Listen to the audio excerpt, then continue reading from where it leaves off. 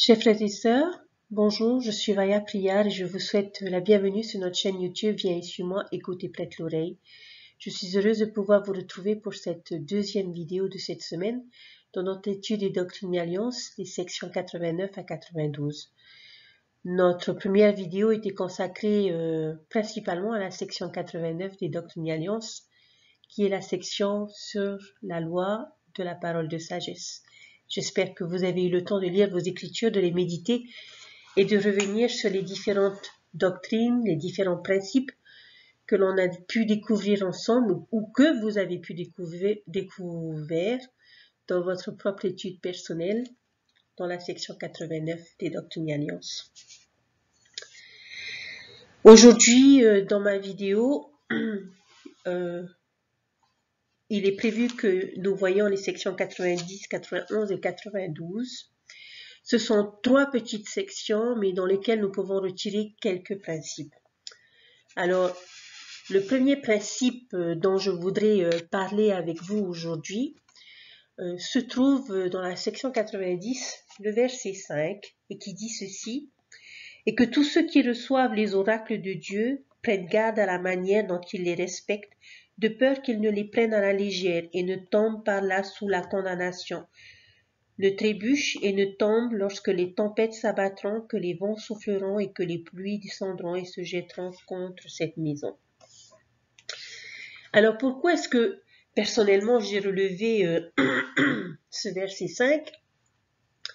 Eh bien tout simplement parce que j'estime qu'aujourd'hui, dans la situation que nous vivons, particulièrement nous, peuple polynésien, s'il y avait bien un verset dont nous devions prêter attention et qui puisse nous enseigner, nous fortifier et nous édifier dans ce que nous vivons aujourd'hui, eh bien pour moi, il s'agit de ce verset. J'aimerais vous faire part d'une histoire bouddhiste que j'ai eu l'occasion de lire. Un roi un jour a fait un rêve et il se trouvait sur les bords d'une rivière. Et lorsqu'il regardait la rivière descendre, il vit d'énormes rochers descendre et suivre le flux de la rivière et qui paraissaient être légers et qui flottaient à la surface de l'eau. Un moment plus tard, toujours en observant la rivière, il vit des citrouilles vides, entraînées par la rivière et qui finissaient par couler comme si elles pesaient des tonnes. Lorsqu'il se réveilla, ce roi alla voir un sage et demanda l'interprétation du rêve qu'il venait de faire. Et le sage lui a dit que ce qu'il avait vu était la vision des choses futures lorsque des rois mauvais régneront. Et il disait que les choses qui seront importantes, qui seront lourdes et essentielles seront traitées à la légère et les gens ne leur accorderont aucune importance. Et de l'autre côté, les choses qui sont sans conséquence, qui sont frivoles, pèseront dans le cœur des hommes et consumeront leur temps et leur attention. C'est exactement, chers frères et sœurs, ce qui se passe aujourd'hui. Nous vivons à une époque de technologie très importante où l'information se développe énormément. Et nous sommes responsables, nous ne devons pas l'oublier, et nous serons jugés de la manière dont nous allons utiliser ce que nous avons reçu. Et ce principe éternel s'applique à tout ce qui a été donné. Rappelez-vous dans le livre de Matthieu au chapitre 25, on nous parle de la parabole des talents. Et le Sauveur a enseigné ce principe en ce qui concerne l'usage des biens. Mais le principe de la responsabilité peut aussi s'appliquer, chers frères et sœurs, aux enseignements qui nous ont été donnés. Étant donné l'augmentation de notre espérance de vie et des techniques modernes qui nous font gagner du temps, La plupart d'entre nous disposent beaucoup plus de temps libre que nos ancêtres. Et nous sommes responsables de la façon dont nous utilisons ce temps. Comme on a vu dans la section 60 au verset 13, tu ne gaspilleras pas ton temps. Dans la section 88, récemment, cessez d'être paresseux, étaient des commandements que le Seigneur avait donnés aux anciens missionnaires de l'époque. Et aujourd'hui, chers frères et sœurs, nous avons des communications rapides et l'accès rapide à l'information. Et l'effet de ces ressources sur certains d'entre nous semble accomplir une prophétie qui a été donnée, qui a été faite par le prophète Daniel, une prophétie selon laquelle dans les derniers jours, la connaissance augmentera et beaucoup courront ça et là. Pourquoi est-ce que je vous fais part de cela? Parce que grâce à la technologie moderne que nous avons aujourd'hui, beaucoup d'entre nous ont à portée de main le contenu d'immenses bibliothèques et de nombreuses sources de données. Et certains d'entre nous, malheureusement, passent des heures innombrables à surfer sans but sur Internet, à regarder des programmes sans intérêt, à la télévision ou à rechercher des informations. Mais dans quel but, chers frères et sœurs? Ceux qui se livrent à de telles activités,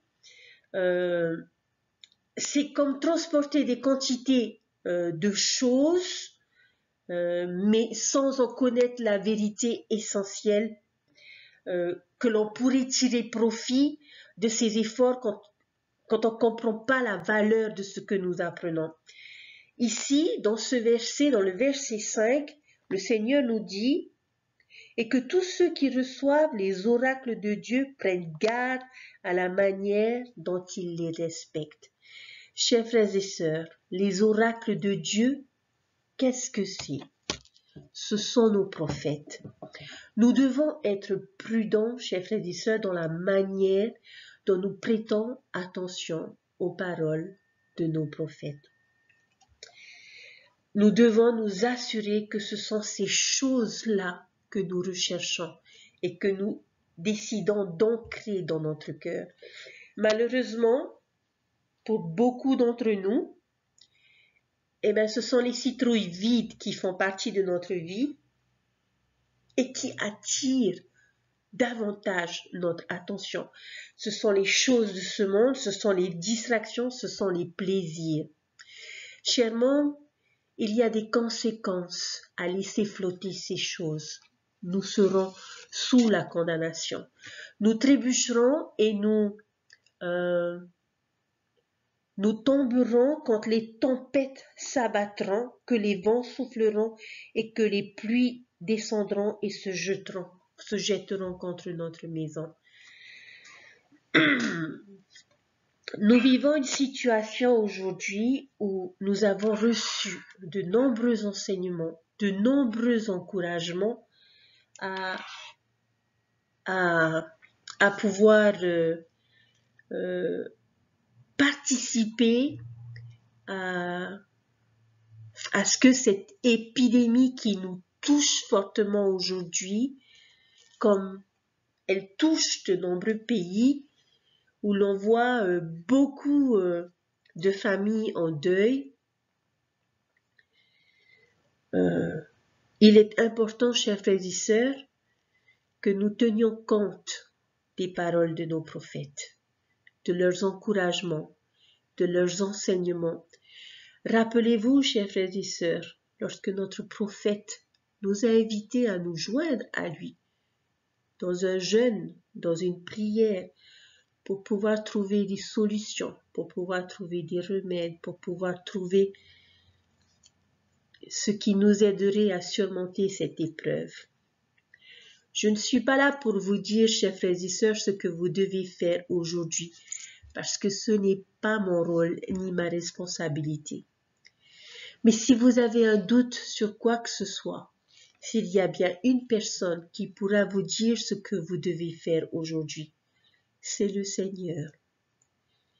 Je vous invite à vous tourner vers lui. Je vous invite à tenir compte de ces rochers importants qui font partie de notre vie, de ces oracles de Dieu qui détiennent les clés, ces prophètes qui sont en étroite communication avec le Seigneur. Pensez-vous sincèrement que le Seigneur permettrait à son serviteur d'égarer et de nuire à ses enfants? Je ne le pense pas, chers frères et sœurs. Mais vous avez votre libre arbitre. Nous avons notre libre arbitre. Nous avons la possibilité de choisir qui nous voulons suivre, ce que nous voulons écouter.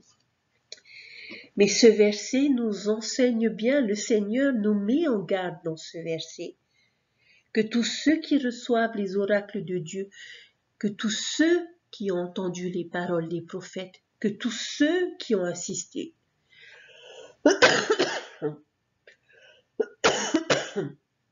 excusez-moi, à la conférence générale, que tous ceux qui ont entendu la prière du prophète, que tous ceux qui ont entendu les messages d'encouragement du prophète prennent garde à la manière dont ils les respectent, de peur qu'ils ne les prennent à la légère et ne tombent par là sous la condamnation. Ne trébuche et ne tombe lorsque les tempêtes s'abattront, que les vents souffleront et que les pluies descendront et se jetteront contre cette maison. Chers frères et sœurs, je pense que ce verset parle de lui-même. Si vous avez un doute des enseignements de notre prophète, je vous invite à vous mettre à genoux, à prier le Seigneur pour que vous puissiez obtenir personnellement votre témoignage de ce que le Seigneur souhaite pour chacun de ses enfants, pour vous, pour moi, pour chacun d'entre nous. Dans cette même section, j'ai relevé un autre verset, qui est le verset 24, et qui dit ceci: « Cherchez diligemment, priez toujours et croyez, et tout concourra à votre bien. Si vous marchez en droiture et vous souvenez de l'alliance que vous avez faite les uns envers les autres. » Tout concourra à notre bien si nous marchons en droiture. Si nous voulons une fin heureuse, chers frères et sœurs, alors aimons Dieu et le reste se fera tout seul. Il peut enlever le négatif dans notre vie, rendre meilleures les choses tristes. Tout ce que nous avons à faire, c'est chercher diligemment et prier toujours et croire. L'exemple de Joseph vendu en Égypte est un bel exemple de ce qui arrive aux personnes qui restent fidèles à Dieu et qui l'aiment. Dieu peut transformer nos peines, Dieu peut transformer nos faiblesses, nos tragédies. Ce peut être difficile de le concevoir dans l'épreuve, chers frères et sœurs, mais si nous sommes fidèles à Dieu, il finira toujours par aplanir les sentiers. Cherchez diligemment, oui. Nous avons accès à beaucoup de choses, beaucoup de connaissances à travers Internet. Mais toutes ces choses viennent-elles de Dieu? Certaines oui, d'autres non. Mais nous devons chercher auprès des oracles de Dieu, chercher dans les différents discours, chercher auprès de nos dirigeants et prier toujours. Chers frères et sœurs, la ligne n'est jamais occupée.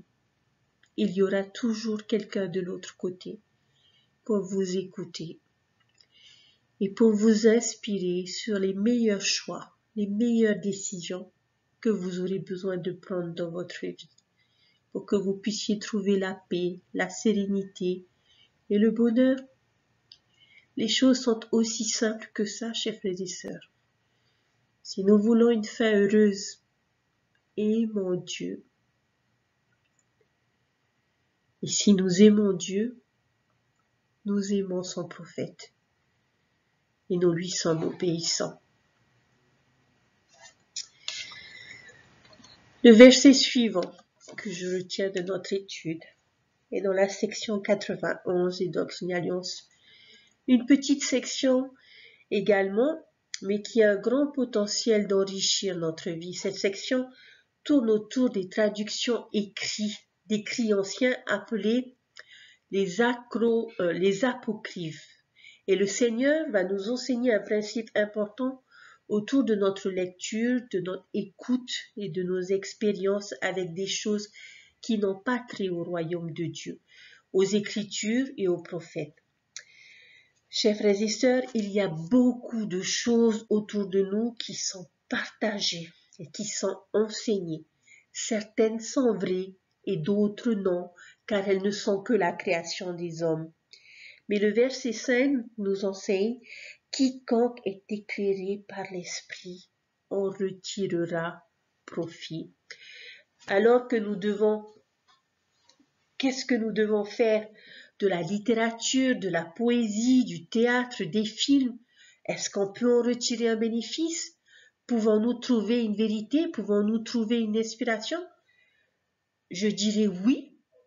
J'aime beaucoup, à l'occasion, lorsque mes enfants me recommandent un bon film ou un bon dessin animé, j'aime beaucoup essayer de trouver une analogie, un principe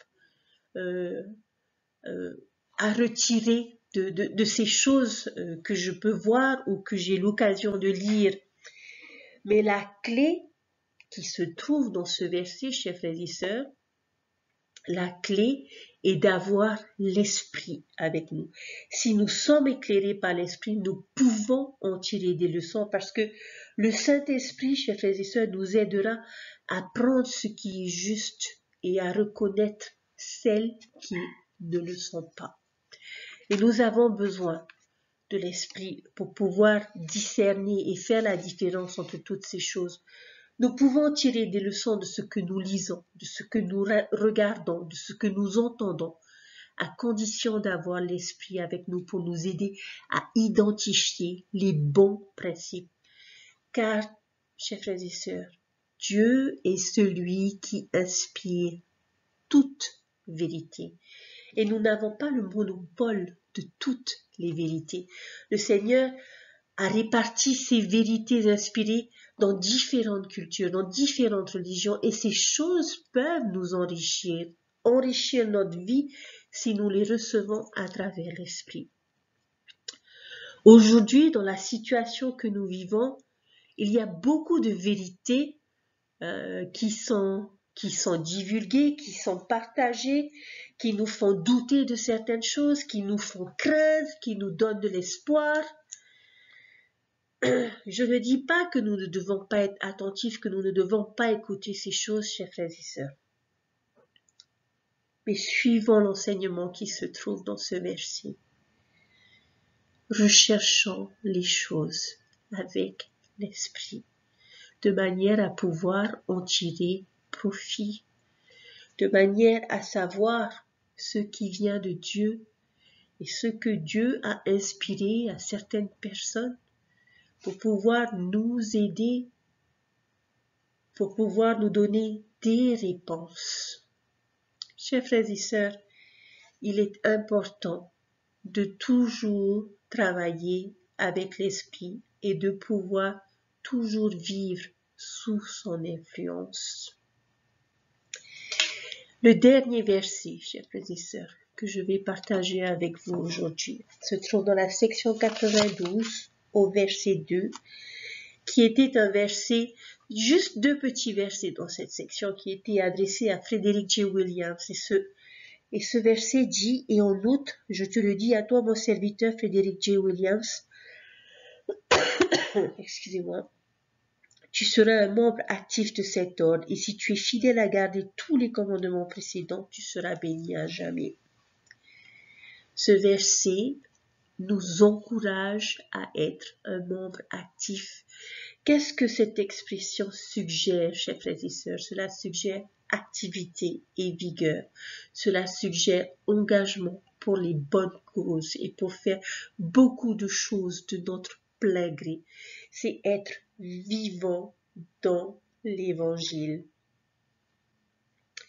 Chers frères et sœurs, aujourd'hui c'est une toute petite vidéo que je vais partager avec vous. Et ce sont les versets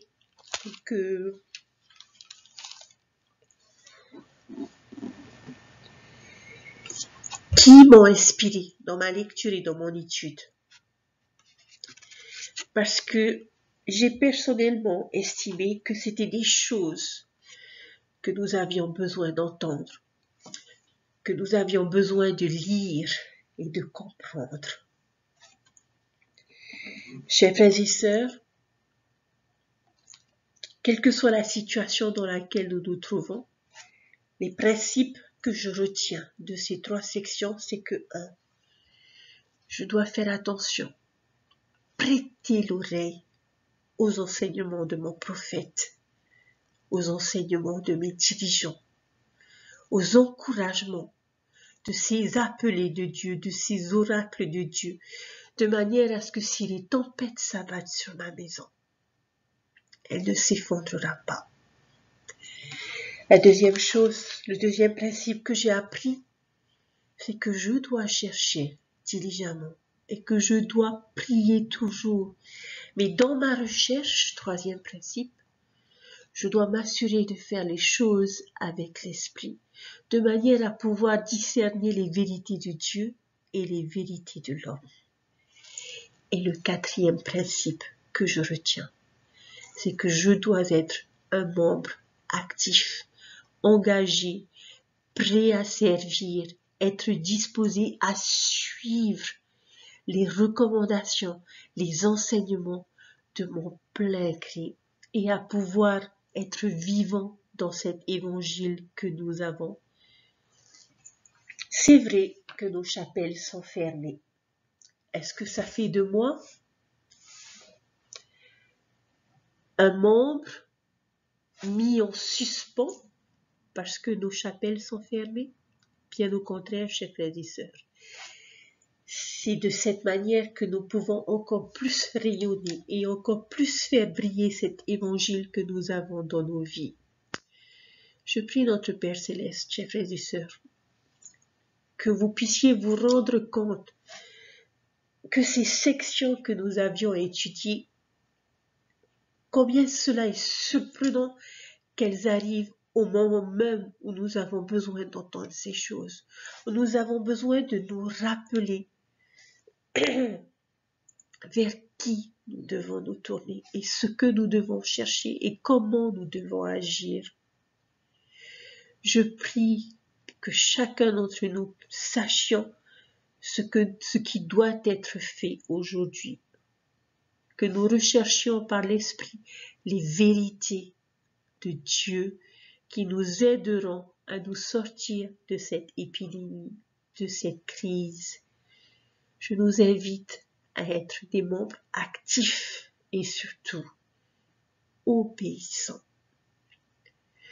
de manière à pouvoir toujours respecter les mesures sanitaires qui ont été données par notre gouvernement, de manière à respecter chaque instant les gestes barrières que l'on nous a demandés pour pouvoir nous préserver, pour pouvoir préserver notre entourage, préserver nos familles. Nous avons prié, chers frères et sœurs, pour que le Seigneur nous aide. Et si nous ne sommes pas obéissants, nous ne pouvons pas obtenir de réponse favorable. Même si nous ne savons pas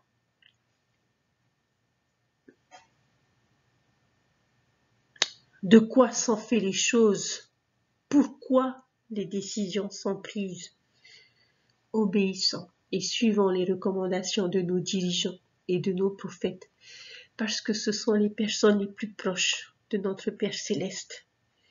Dieu ne permettra pas que ses serviteurs fassent du mal, ou nuisent au bonheur, au bien-être physique et temporel et spirituel de ses enfants. Je témoigne avec toute la force de mon âme que Dieu vit, qu'il nous aime et que Russell M. Nelson est le prophète de Dieu aujourd'hui, que je nous engage à suivre et à obéir, même si nous ne savons pas pourquoi. Et faisons-le parce qu'il est le seul aujourd'hui à pouvoir parler face à face avec Dieu et à avoir des nouvelles fraîches de notre Père qui est dans les cieux. Jésus-Christ est mon sauveur. Il n'y a aucune douleur, aucune tragédie, aucune souffrance, aucune tristesse qu'il ne puisse pas comprendre, car il est descendu au-dessous de tout cela pour pouvoir le comprendre, pour pouvoir nous aider à surmonter chacune de ces afflictions et chacune de ces épreuves. Je vous témoigne de tout mon amour. Je vous invite à lire et à méditer ces révélations précieuses que nous avons à notre disposition aujourd'hui. Que Dieu vous bénisse tous et vous protège au nom de Jésus-Christ. Amen.